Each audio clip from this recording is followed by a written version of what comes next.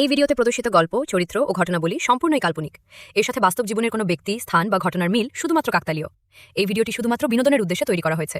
দুর্বল হৃদয়ের মানুষ, শিশু ও ভীতু দর্শকদের এই ভিডিও না দেখার অনুরোধ করা হচ্ছে। ভিডিওটি দেখার সময় নিজের বিবেচনা প্রয়োগ করুন। আর যারা ভূতে বিশ্বাস করে না, তারা এজ এ গল্প হিসেবে নিতে পারেন।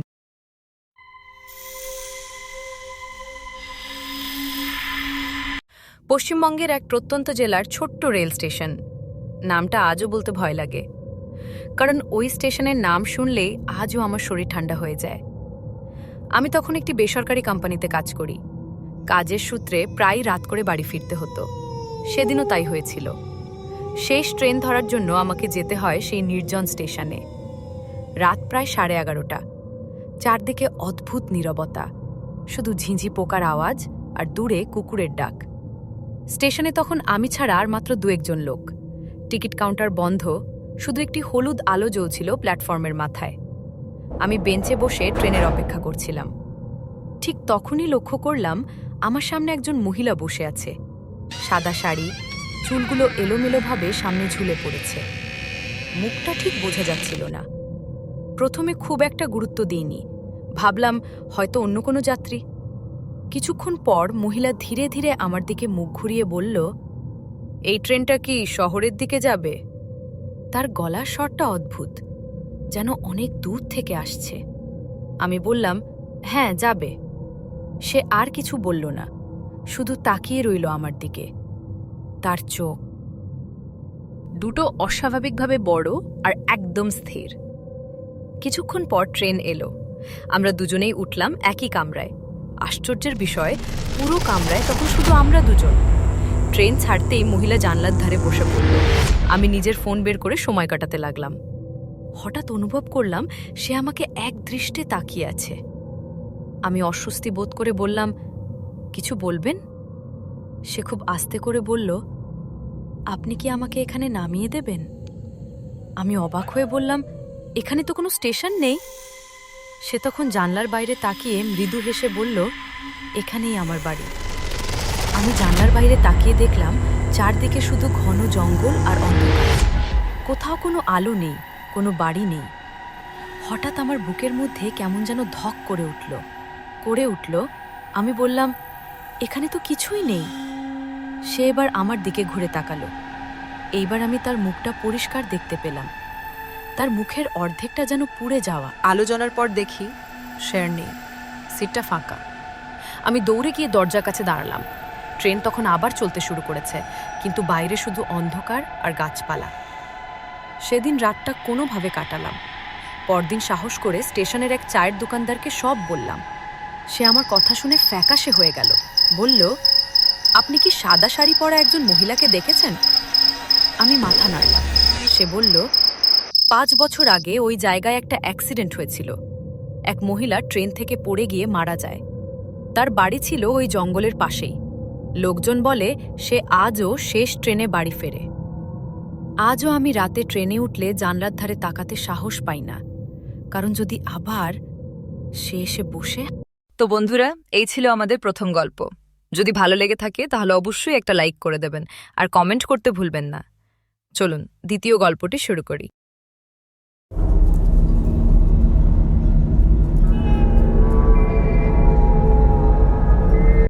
গ্রামের নাম ছিল শিমুলতলা।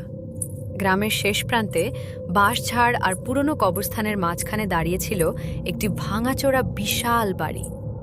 সবাই তাকে ডাকতে ভূতের বাড়ি। দিনের বেলাতেও কেউ ওদিক দিয়ে যেতে সাহস করত না।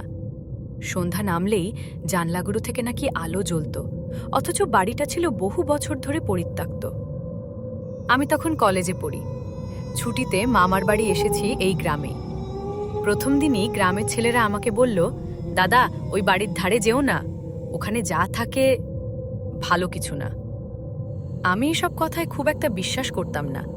মনে মনে ভাবলাম এসব গ্রামের লোকের বানানো গল্প। কিন্তু কৌতূহলটা থেকেই গেল। রাতে খাওয়া শেষ করে আমি মামার কাছে জিজ্ঞেস করলাম, ওই ভূতের বাড়ির গল্পটা কি?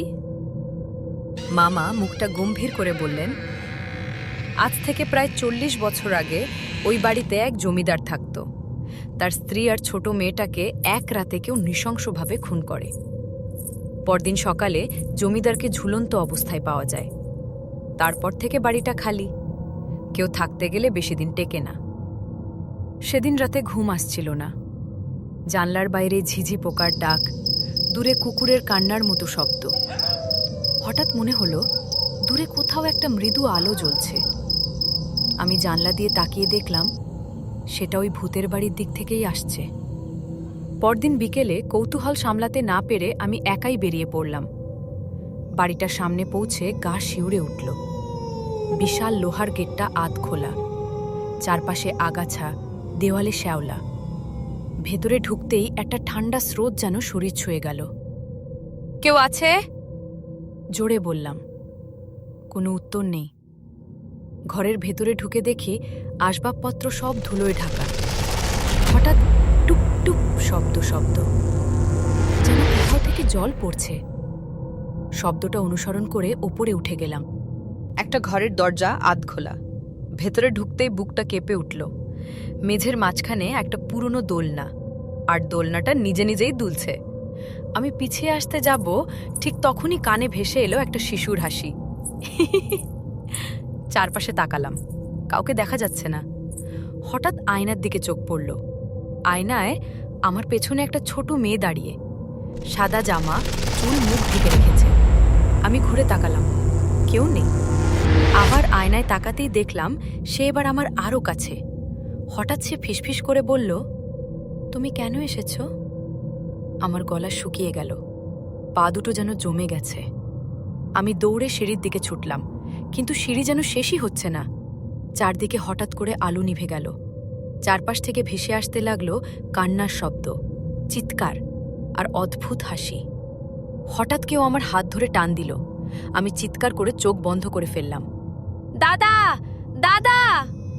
চোখ খুলে দেখি গ্রামের দুজন ছেলে আমাকে ধরে আছে। আমি বাড়িটার বাইরে মাটিতে পড়ে। ওরা বলল আমাকে নাকি অচেতন অবস্থায় গেটের সামনে পড়ে থাকতে দেখেছে। আমি কাপা গলায় সব বললাম। ওরা কিছু বলল না, শুধু বলল, দাদা আপনি ভাগ্যবান, ওখান থেকে সবাই ফিরতে পারে না। সেদিন রাতেই জ্বর এলো আমার। আজও মাঝে মাঝে ঘুমের মধ্যে সেই শিশুর হাসি শুনি। আর আয়নায় তাকালে কখনো কখনো মনে হয় আমার পেছনে কেউ দাঁড়িয়ে আছে। এই ছিল আমাদের আজকের গল্প। ভালো লাগলে ছোট্ট করে হি একটা লাইক আর কমেন্ট করে জানিও কেমন লাগলো গল্পটি, আর সাবস্ক্রাইব করে নিও পরবর্তী গল্পটি সবার আগে শোনার জন্য। সবাই সুস্থ থাকো, ভালো থাকো। দেখা হচ্ছে পরের ভিডিওতে। ততক্ষণের জন্য টাটা।